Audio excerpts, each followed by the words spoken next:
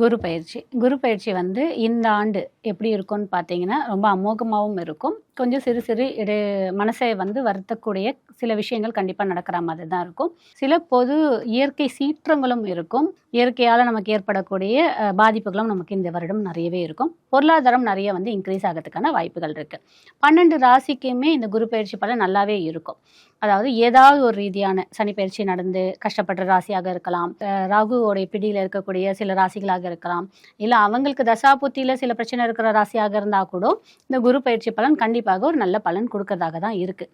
ஆனால் இந்த குரு பயிற்சி கண்டிப்பாக இந்த சனி பயிற்சியெல்லாம் வந்து வாக்கியம் குருக்குமே அது இருக்குது. ஆனால் குரு கண்டிப்பாக ஜூன் 2ஆம் தேதி தான் மாறுறாரு. அதுக்கப்புறம் நிறைய மாற்றங்கள் இருக்கு. உடனே ஸ்டார்ட் ஆகாது. ஒரு 10-12 நாளுக்கு அப்புறம் உங்களுக்கு கண்டிப்பாக ஜூன் 20ஆம் தேதிக்கு மேலே ஒரு நல்ல மாற்றங்களை நம்ம எதிர்பார்க்கலாம். ஒன்று. ரெண்டாவது, ஏன் இந்த குரு பயிற்சிக்கு ரொம்ப இவ்வளோ முக்கியத்துவம் கொடுக்குறோம், இவ்வளோ வந்து ஒரு இம்பார்ட்டன்ஸ் கொடுக்குறோம், இந்த ஏன் 12 ராசிக்குமே இந்த குரு பயிற்சியால் நமக்கு ஒரு நல்ல பலன் கிடைக்கும் நம்ம ஏன் சொல்கிறோம் அப்படின்னு பார்த்தீங்கன்னா, குரு வரக்கூடிய இடம் வீடு அப்படின்னு பார்க்கறது என்னன்னா, கடக ராசிக்கு குரு வராரு. கடக ராசின்றது அவருடைய உச்ச வீடான ராசி.